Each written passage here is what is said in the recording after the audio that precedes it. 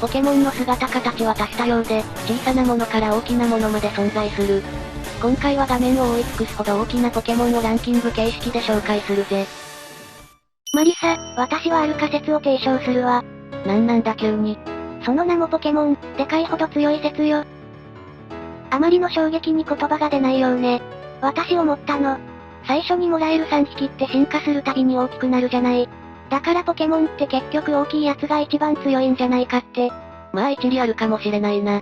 でしょ。ってことで今回は大きいポケモンをランキングにして紹介してちょうだい。今こそ仮説を立証する時よ。わかったぜ。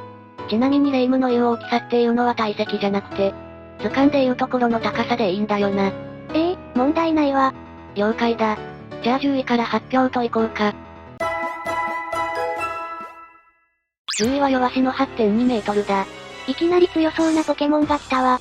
これは弱しが群れになった姿で、弱し単独だと 0.2 メートルしかないから、ランキング入りさせるかどうかはちょっと迷ったんだけどな。ちなみに種族値はこんな感じで、一般ポケモンとしてはとんでもなく高い部類に入る。私の仮説が真実味を帯びてきたわね。まあ弱しはサンムーンで主ポケモンとして登場するし、強いという認識はあながち間違いじゃないんだぜ。強さトップ10入りするかって言われたら首を縦には触れないけどな。厳しいわね、マリサ。ところで、主ポケモンって何？通常のポケモンより一回り大きく、バトル中に能力が上がる特殊なポケモンのことだ。サンムーンでは事務戦がない代わりに、主ポケモンとのバトルが試練として存在するんだぜ。へえ、そうなのね。ああ。そして弱しとは天候雨の中戦うことになるから、水鉄砲の威力が上がってる上に、お盆のみで特性魚群のデメリットをカバーしてくるんだぜ。ちなみに魚群の効果で単独の姿になるとどうなるの？こんな感じで種族値が大幅にダウンするんだ。これは、ポケモン、小さいほど弱い説もあるかもしれないわ。それはまたの機会にしよう。9位はイワークで 8.8 メートルだぞ、レイム。種族値はこんな感じだ。イワークも強いはずよ。否定したいところだけど、実はランクバトルで上位パーティに組み込まれたこともあるんだぜ。そうなの。一撃で倒れなくなる特性頑丈。スリップダメージを生み出すステルスロック。変化技を牽制することができる挑発。これらに加え、剣盾で防御の値を参照して攻撃するボディプレスを習得したことで、一戦級で戦える性能を得たんだ。へえ、知らなかったわ。素早さの種族値70が絶妙で、当時幅を利かせていたアーマーガーの素早さ種族値が67だから、上から挑発を打てたり、安定してステルスロックを負ける点が評価されたんだ。ちなみにそれ以前のイワークはどうだったの？だいぶネタにされがちな立ち位置だったんだぜ。一応ポケモン赤緑で人影を選んだ場合は、ミリジムのイワークで苦戦することは間違いないんだけど、攻撃力の種族値がポッポと同じことから攻撃力ポッポなんて言われたりするんだ。検索のサジェストにも出てくるし、興味のある人は調べてみてくれよな。7位はハガネールで 9.2 メートルだ。同率だから8位は不在だな。さっきイワークが強いって言ったじゃない。進化系のハガネールはさらに強いんじゃないかしら。あながちそうとも言い切れないのがポケモンバトルの面白いところだ。なんでよ。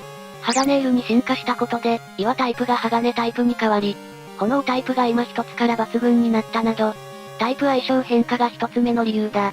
二つ目は、合計種族値は大幅に向上したものの、素早さが下がり、サポート性能は低下したからだ。さっき言ってた、挑発を先打ちできるみたいなことかしら。そうだ。イワークなら特性の頑丈込みで2回行動できるけど、ハガネールだと1回しか行動できずに落とされてしまう。といったケースがあるからな。バトルって奥が深いわね。ちなみにハートゴールドソウルシルバーではみかんの切り札であるハガネールを交換してもらうことができるぜ。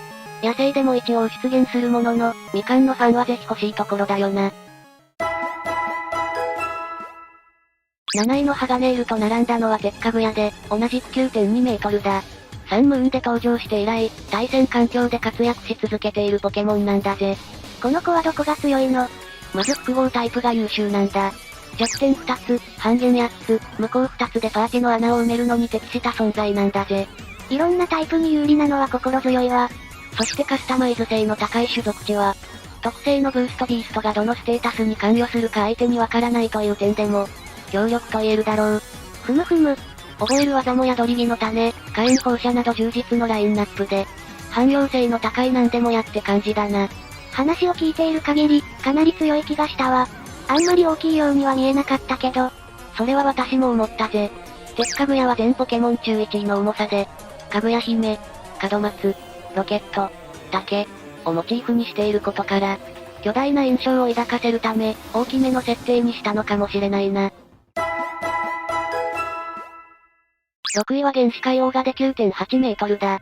オメガルビーアルファサファイアで追加された海オーガの新しい姿で、海オーガに藍色の玉を持たせていると、原始回帰してこの姿になるんだぜ。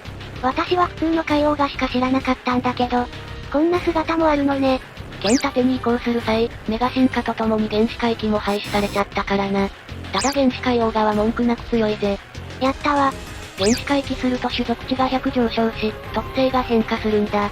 上昇する種族値は攻撃50、特攻30、特防20と無駄が多いものの、特性始まりの海は砂起こしや日照り、雪降らしで天候を上書きされず、この大技が無効になることから、サポート性能も向上したんだぜ。ちょっと待って、始まりの海強すぎない？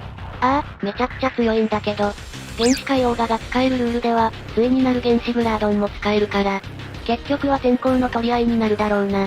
そうなのね。あと、海オーガ自体こだわりスカーフを持たせて運用する方が、汎用性があるっていうのもあって、藍色の玉を持たせない運用も十分あり得たんだぜ。このタイプが追加されて、日照りが活かしやすくなった原始グラードンと比べると、強化内容に割と差があるよな。強くしすぎちゃうとゲームバランスが崩壊するっていうのが、あったのかもしれないわね。ああ、そうだな。5位はメガハガネールで 10.5 メートルだ。ハガネールがメガ進化した姿で、初登場はオメガルビーアルファサファイアだな。イワーク系列だけで3種類もランクインしてるのね。ああ、意外だったぜ。ヘビをモチーフにしてるから縦に長いんだろうな。今度こそハガネールより強くなってるわよね。なんとも言えないんだぜ。どうして？メガ進化をすると種族値が100上がって特性が変わるんだけど、ハガネールの元々の特性が頑丈。メガ進化後の特性が砂の力で、味方によっては弱体化しているというのが一つ。もう一つがアタッカー運用なら同様の特性を持つメガガブリアスで事足りるからだ。どっちも使うってわけにはいかないの。1試合中にメガ進化できるのは1回までだからそういうわけにはいかないんだぜ。上がるステータスは攻撃が40、防御が30、特防が30と無駄はないものの、素早さが下がってくれたりしたらジャイロボールの火力が上がって、採用も視野に入ったかと思うと、何かと惜しい気がするぜ。4位はメガレックーザで 10.8 メートルだ。メガレックーザもオメガルビーアルファサファイアで追加されたポケモンだな。またヘビじゃない。実はレックーザのモチーフは竹槍だから、厳密にはヘビじゃないんだぜ。そしてメガレックーザは原始海王が同様相当強い部類に入る。そうなの。やったわ。ああ。デルタストリームがメガレックーザの特性なんだけど、飛行タイプの弱点がなくなるっていうとんでも性能な上に、メガレックーザだけメガストーンを持たせずにメガ進化できるんだ。どういうこと？レックーザのみ、専用技、画量転生を覚えていたら、メガ進化できるっていう仕様があるんだ。これのおかげで気合のタスキや命の玉といったアイテムを持たせることができる。メガ進化エースの持ち物を制限されるというデメリットを消せるのは大きくて、伝説あり戦では最強候補の一角にも上がるほどだったんだぜ。そんな特殊仕様があったのね。レックーザはルビーサファイアで登場した当初、伝説最弱とも言われていたから、メガ進化での救済に歓喜した人も多いんじゃないかと思うぜ。3位はアローラナッシーで 10.9 メートルだ。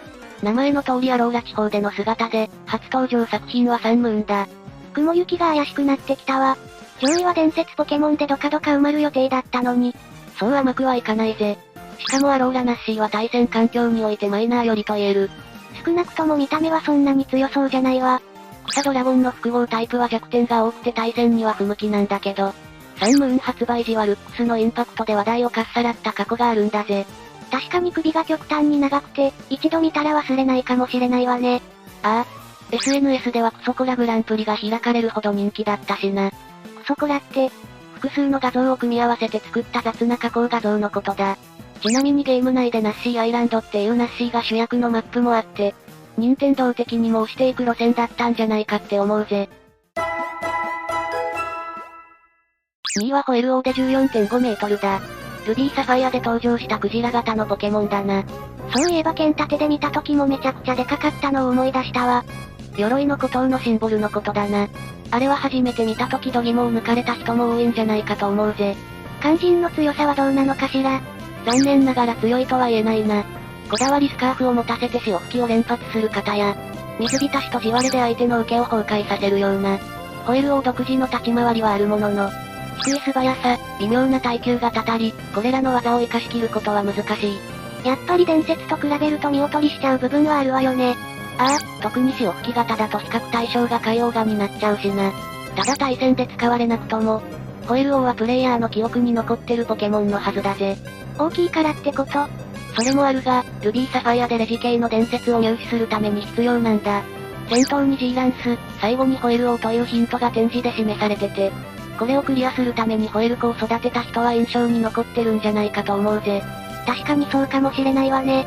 他にもオメガルビーアルファサファイアでは進化前のホエール子で波乗りをすると、専用グラフィックが用意されてたり、剣盾では名前の一部でもあるホエールを習得技から削除されたりと、ネタ要素は割と多いんだぜ。名前負けしちゃってるわ。1位は無限ダイナでその大きさはなんと100メートル。無限ダイナが巨大マックスした姿だぜ。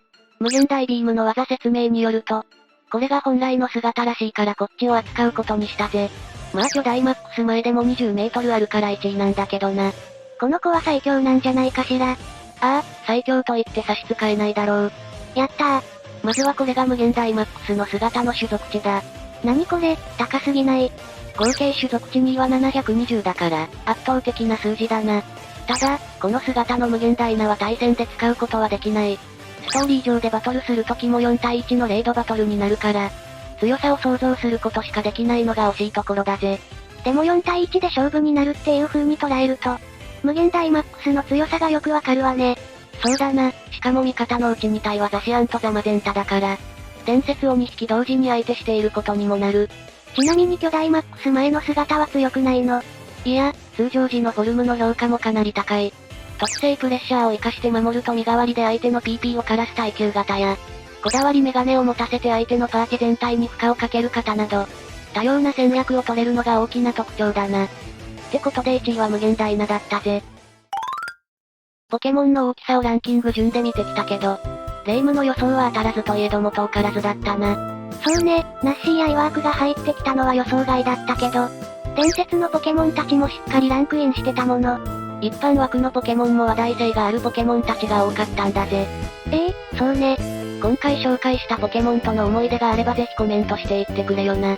私の予想が面白かった。と思う人は高評価とチャンネル登録もよろしくね。